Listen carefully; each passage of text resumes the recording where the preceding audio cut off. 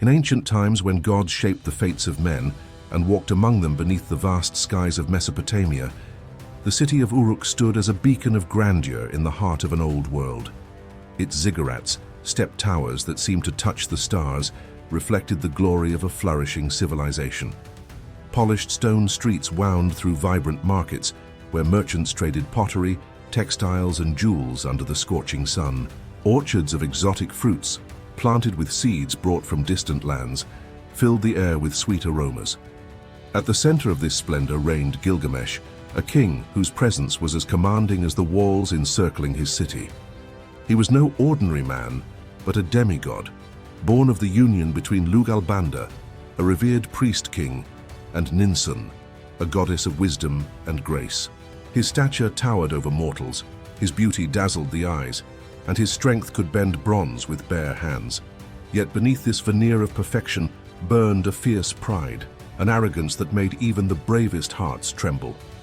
Gilgamesh ruled Uruk with an iron fist, his commands echoing like thunder. He ordered the construction of magnificent temples, their polished cedar columns gleaming in the dawn light. He demanded colossal statues be carved in his honor, sculpted from stone by artisans toiling day and night under his unrelenting gaze. But his tyranny extended beyond buildings. Gilgamesh insisted the people worship him as a living god, bowing before him in blind reverence. Worse still, he disregarded the sacred bonds of marriage and nobility. With a wave of his hand, he claimed any woman who caught his eye, be she a noble's daughter, a betrothed bride, or a devoted wife. The men of Uruk, humiliated, swallowed their rage in silence, for no one dared challenge a king who was part divine. Women, tears in their eyes, saw their futures stolen by royal whim.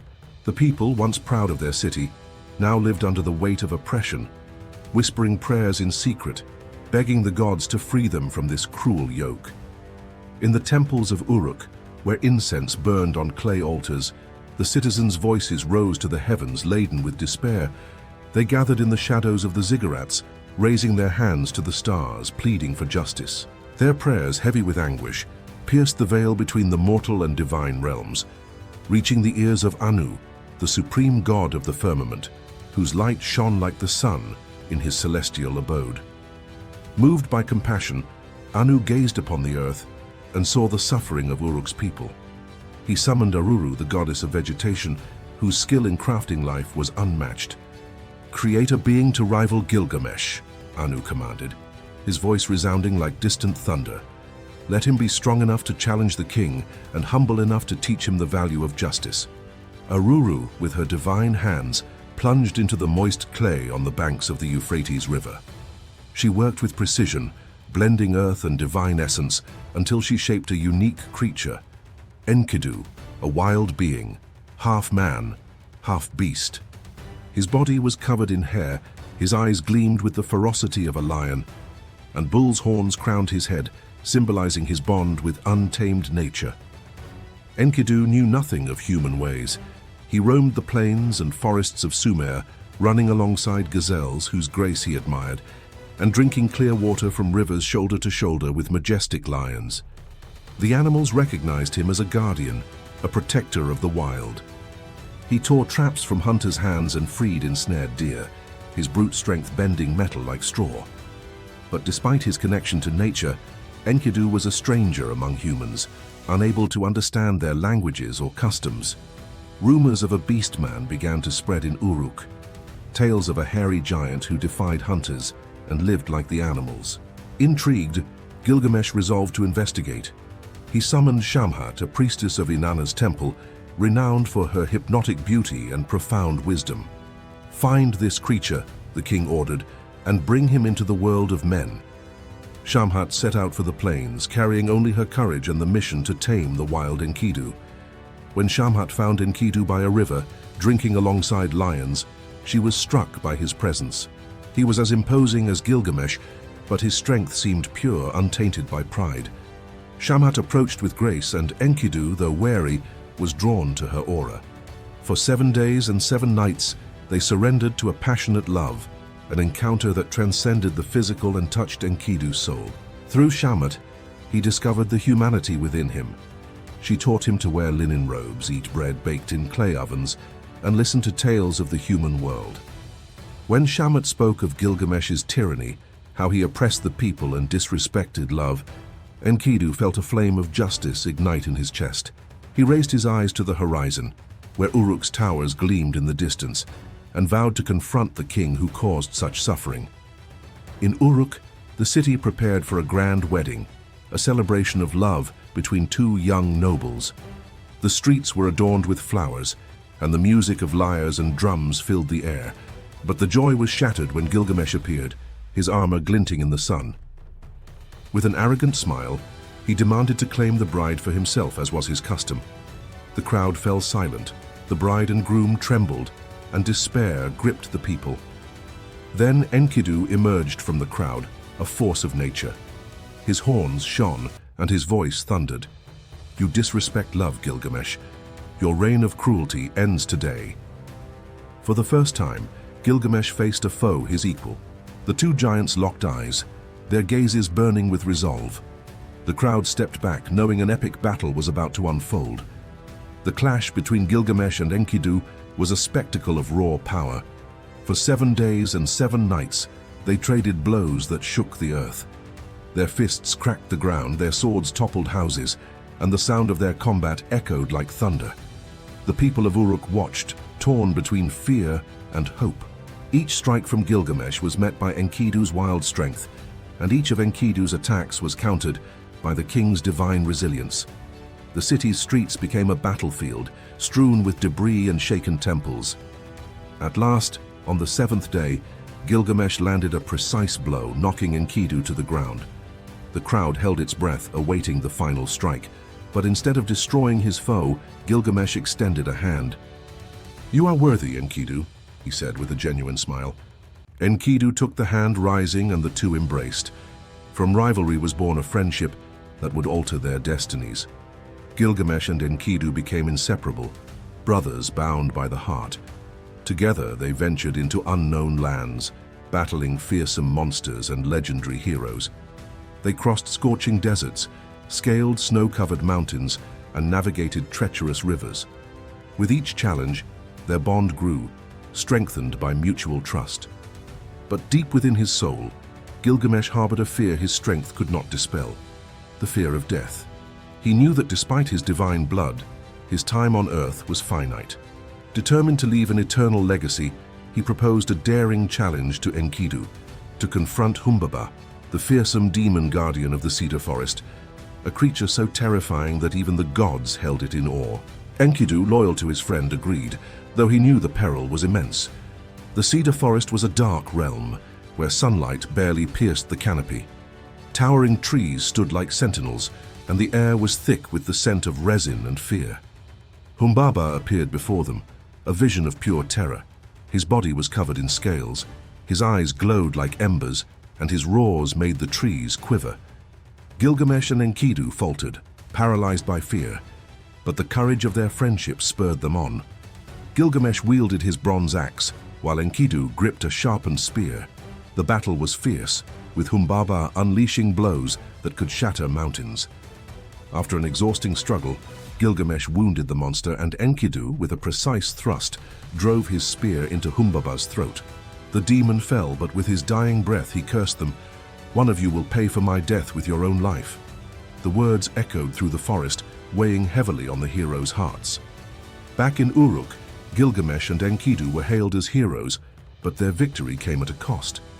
Ishtar, the goddess of love, war, and fertility, was captivated by Gilgamesh's courage and beauty. She descended from the heavens, her aura radiant and eyes alluring, offering herself as his lover. But Gilgamesh, aware of the tragic fates of Ishtar's lovers, rejected her firmly. "Your love leads to ruin," he declared, defying the goddess.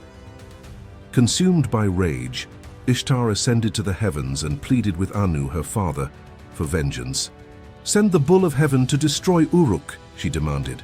Anu reluctantly complied, and the bull of heaven descended to earth, a colossal beast bringing 7 years of famine, storms, and earthquakes. Its hooves cracked the ground, and its roar drowned out the people's cries. Gilgamesh and Enkidu faced the bull of heaven in a battle that shook Mesopotamia. The people of Uruk, desperate, cried out for salvation as the city trembled.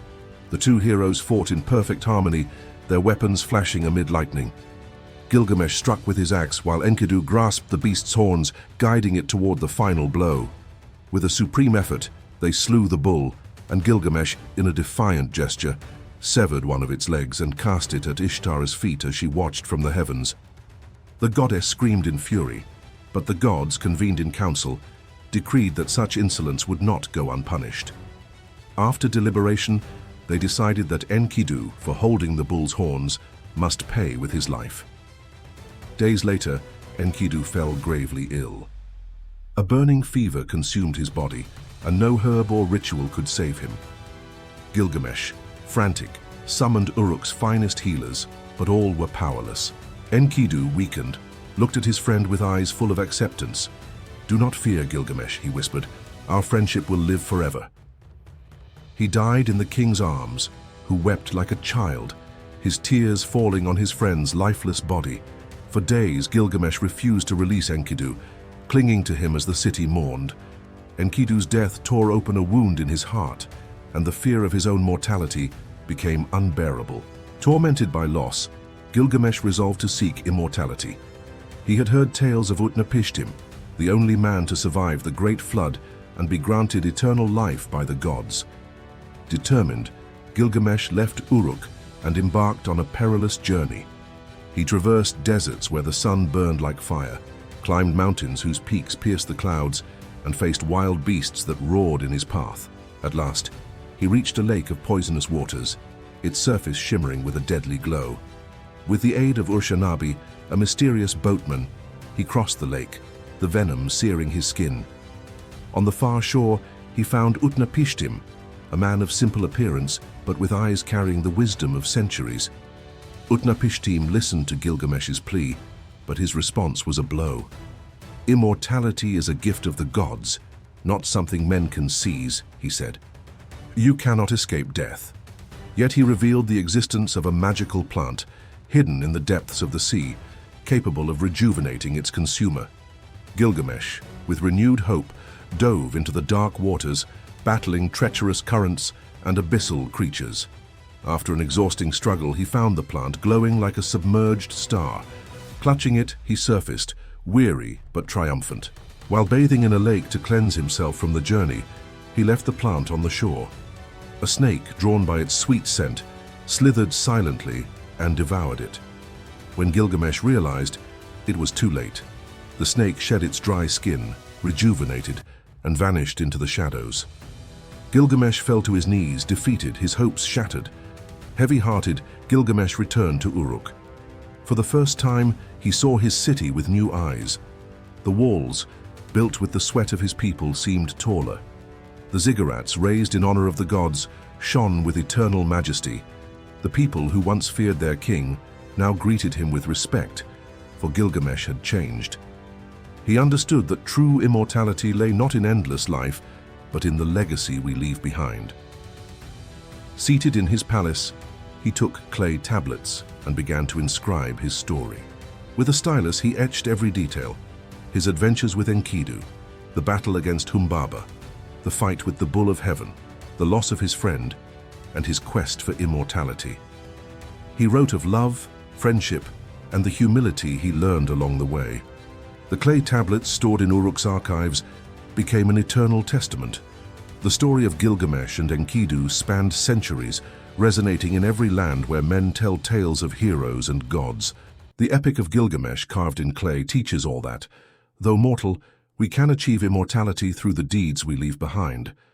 Gilgamesh, once a tyrant, became a symbol of redemption, and Enkidu, the wild man who found humanity, lives forever by his side in words that will never fade.